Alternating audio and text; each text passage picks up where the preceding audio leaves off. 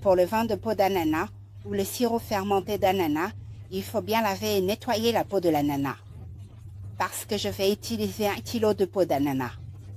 Ensuite, pour le sirop concentré à l'arôme d'ananas de la marque Sunny Boy, j'en utilise une bouteille. Pour le poisson cochon, utilisez 1 kg de sucre blanc comme ceci. Allez au magasin, nettoyez les écorces d'ananas et coupez-les soigneusement. Nous allons utiliser 1 litre d'eau. Ça y est, la marmite bout. Versez direct 1 kg d'écorce d'ananas que nous avons préparé. Les amis, versez-les.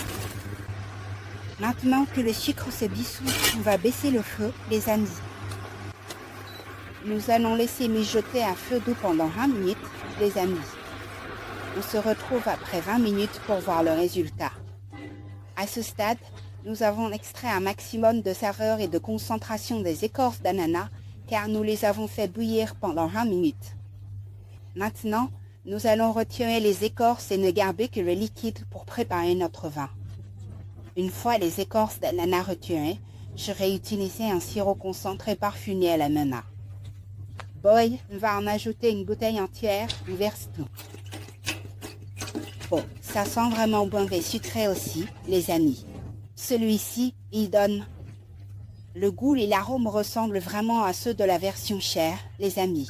On verse le sirop concentré parce qu'on va ajouter de l'eau potable, 4 litres. Il faut absolument utiliser de l'eau potable. Versez directement dedans. Ajoutez l'eau, les amis, puis mélangez bien les ingrédients. À l'étape suivante, nous allons tester la levure. Nous utilisons une levure spéciale pour le vin car elle produit plus d'alcool que la levure boulangère. Utilisez ce qui vous convient, mais moi, j'utilise une cuillère à café que je verse dans un bol avec un peu d'eau que j'ai mis de côté, puis je mélange le tout.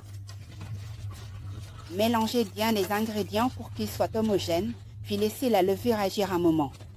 Pendant que nous attendons, nous pouvons déjà verser l'eau dans le fût de fermentation.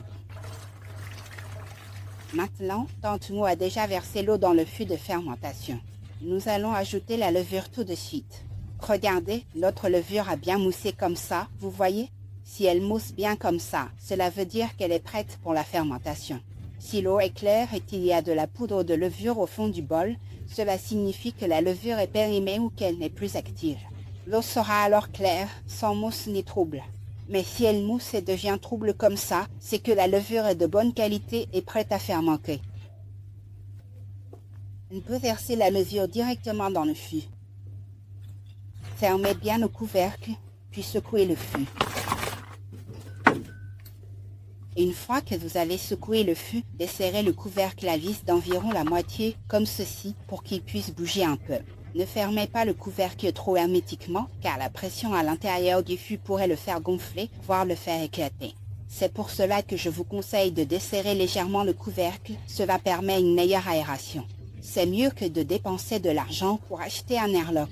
Normalement, la méthode correcte pour faire du vin consiste à utiliser un airlock, mais ici, je vous montre une méthode maison, simple et largement adoptée, que je vous enseigne aujourd'hui. Il suffit de visser le couvercle à moitié, comme je viens de le montrer.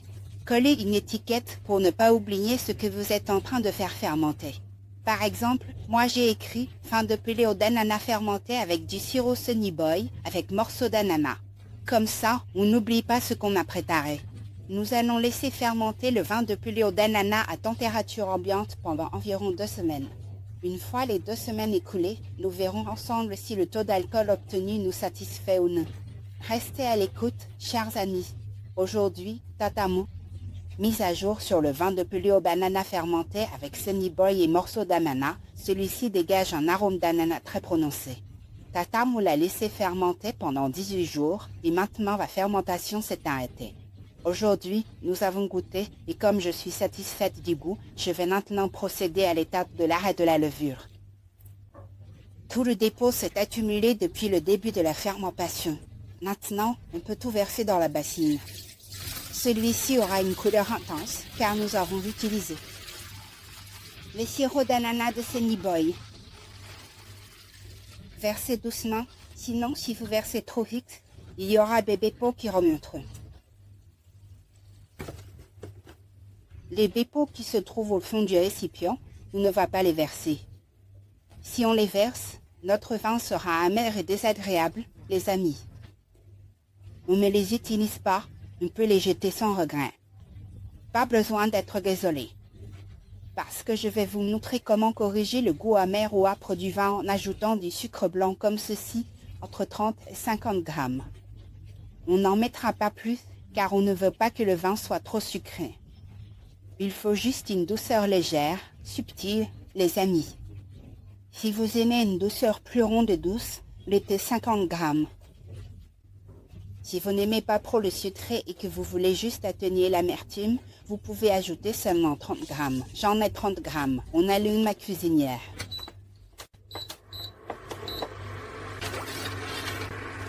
Aujourd'hui, nous allons chauffer à seulement 40 degrés Celsius. Nous utilisons un thermomètre, donc il faudra que quelqu'un aide à remuer car il fonctionne avec un capteur infrarouge. S'il n'y a pas de chaleur qui se dégage, il ne pourra pas mesurer la température. Voilà, en ce moment, tend-nous à mesurer 41 degrés Celsius. Nous allons donc éteindre la plaque tout de suite. Maintenant que nous avons éteint la plaque, tante-nous va laisser le vin reposer jusqu'à ce qu'il atteigne la température ambiante avant de le verser dans le fût pour la fermentation. Ne soyez pas pressés de verser le vin chaud dans le fût de fermentation, car cela provoquerait la formation de vapeur d'eau. Sur le long terme, cela entraînerait l'apparition d'un voile blanc et donnerait une mauvaise odeur de moisi au vin. Il faut vraiment attendre qu'il soit complètement refroidi. Si vous n'êtes pas sûr, vous pouvez même le laisser reposer toute une nuit avant de le verser dans le fût. Mais dans le cas où, lorsque vous laissez reposer le vin, il faut aussi le couvrir avec quelque chose.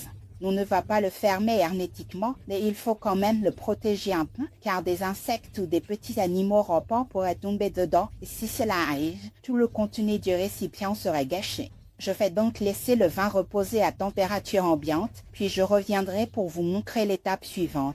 Maintenant, nous avons laissé reposer le vin de pelure d'ananas et les sirops d'ananas jusqu'à ce qu'ils soient à température ambiante, et nous allons pouvoir les verser dans le fût de fermentation. Maintenant, nous avons versé le vin dans le fût de fermentation. Je vais vous montrer comment stopper la levure en 2 étapes en ajoutant un agent de stabilisation appelé métabisulfite de potassium. Cet ingrédient aide à préserver la couleur, l'arôme et le goût afin que notre vin ne change pas davantage. Pour la conservation à long terme, cela permet aussi de garder une belle couleur claire à notre vin. Le métabisulfite de potassium se présente sous forme de petits grains, un peu comme du sel de table. Si vous achetez l'ingrédient chez PMU, vous recevrez une cuillère comme celle-ci. Nous allons l'utiliser selon l'astuce que PMU a donnée. Dans la recette de vin de PMU, pour une portion d'environ 5 à 6 litres, nous utiliserons 2 cuillères comme celle-ci. Voilà, la cuillère ressemble à ça, il suffit d'en mettre 2. Voilà, 2 cuillères.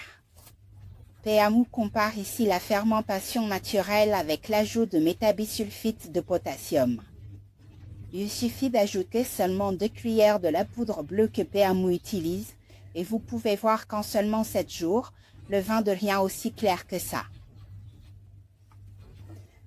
Ne vous inquiétez pas pour les résidus chimiques, les amis, car on en met vraiment très peu. Pour un volume de 5 à 6 litres, PMU n'utilise que 2 petites cuillères de la poudre bleue. C'est vraiment une quantité minime, les amis. Mais ça apporte énormément de bénéfices, les amis. Ses propriétés sont vraiment excellentes. C'est un additif largement utilisé dans l'industrie alimentaire et des boissons, les amis. Donc, il n'y a aucune raison de s'inquiéter pour la sécurité. Nous l'utilisons correctement, alors il n'y a pas de danger lié aux résidus chimiques. Il suffit simplement de le garder hors de portée des enfants et de ne pas l'inhaler directement. Avec ces précautions, nous serons en sécurité vis-à-vis des produits chimiques. Si on l'utilise correctement et de la bonne manière, il n'y a aucun danger. Aujourd'hui, Tatamu va vous montrer comment mettre le vin en bouteille en ajoutant du sorbate de potassium. Ce sorbate de potassium aide à inhiber la croissance des levures, qu'il s'agisse de levures synthétiques ou de levures naturelles. Dans le processus de fermentation, il y a de nombreux facteurs qui peuvent réveiller les levures et les faire retravailler. Que ce soit le sucre résiduel dans le vin, l'air ou la pression de l'air, tout cela peut permettre au levure de se développer à nouveau. Les sorbates de potassium, les anis, ils ressemblent à de petits bâtonnets, un peu comme des morceaux de canne à sucre. Pour ceux qui ont acheté des additifs chez Tante Mou, vous recevrez une cuillère comme celle-ci. Nous allons ajouter du sorbate de potassium, les amis. Son nom n'est pas toujours le même et son apparence non plus. Le sorbate, ou agent de conservation, se présente sous forme de petits bâtonnets, un peu comme des morceaux de canne à sucre. Pour une bouteille d'un volume de 350 à 500 ml, il suffit d'ajouter une cuillère bleue comme celle-ci directement dans la bouteille. Voilà, on en utilise vraiment très peu, les amis. Un seul sachet, waouh, ça dure une éternité. Tante nous en vend, donc si ça vous intéresse, vous pouvez en profiter pour soutenir ses revenus. L'additif ne coûte que 50 bahts par sachet. Une fois que vous avez ajouté le sorbate de potassium, vous pouvez tout de suite verser le vin. Allez-y, versez-le directement. Que ce soit une petite ou une grande bouteille, vous pouvez utiliser cette méthode. Soulevez doucement et versez dans un autre récipient ou même dans un autre bidon, c'est possible aussi. Vous voyez? Le dépôt ne remonte pas du tout. Verse le vin, vous voyez, l'eau de vin est parfaitement claire. Fermez le bouchon. Laissez-le à température ambiante, tout simplement. Laissez-le reposer longtemps, 7 jours, 10 jours, et le vin deviendra encore plus limpide. Mais si vous voulez obtenir un vin très clair et de grande qualité, il faut l'oublier pendant 1 mois, 2 mois, en le laissant sur une étagère. Alignez-les simplement, puis collez une étiquette pour indiquer de quel vin il s'agit et rangez-les les uns à côté des autres à température ambiante. Pas besoin de les mettre au réfrigérateur, vous voyez? On obtiendra ainsi un vin limpide et de qualité, vous voyez? Aujourd'hui, nous allons goûter le vin de Pleodanana fermenté Sunny Boy. Regardez comme le vin est clair et appétissant. On va le goûter ensemble.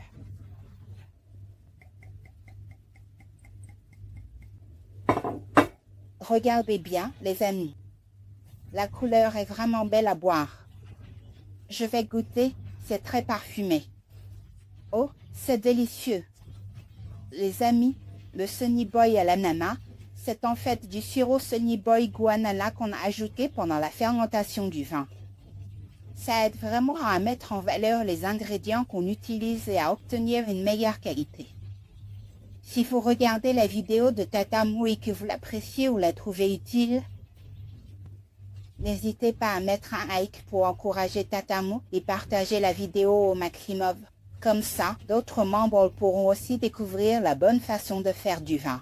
Tata Boom vous salue tous, chers fans, que vous soyez à l'étranger ou en France. Prenez bien soin de vous, Tata Mou pense à vous. Cette vidéo se termine ici, à bientôt pour une prochaine fois. Au revoir. Le KMS, vous savez, se dissout très facilement. Dès qu'on le met, il se dissout immédiatement. C'est un produit chimique, donc gardez le rôle de porter des enfants et ne l'inhalez pas directement. Une fois que vous avez ajouté le produit chimique, vous pouvez refermer le couvercle du fût hermétiquement. Après 2 nuits de fermentation, vérifiez le fût. Si le fût fermente lentement, tout va bien. Mais si le fût est tendu, gonflé et qu'il ne s'enfonce pas quand on appuie dessus, il suffit de desserrer légèrement le couvercle, puis continuer la fermentation. Le mélange va fermenter à température ambiante, environ 10 jours. Nous verrons ensemble à quoi ressemble le vin de Pleodanana que nous avons fait fermenter avec Sunny Boy Amana. Sa couleur se rappelle belle, son goût nous plaira-t-il? Restez avec nous pour le découvrir. Aujourd'hui, Père nous va vous donner des nouvelles du vin de Pleodanana que nous avons fait fermenter avec Sunny Boy Amana. Nous l'avons affiné en ajoutant du Senix ou un agent de stabilisation. Après 7 jours, regardez à quel point notre vin est clair.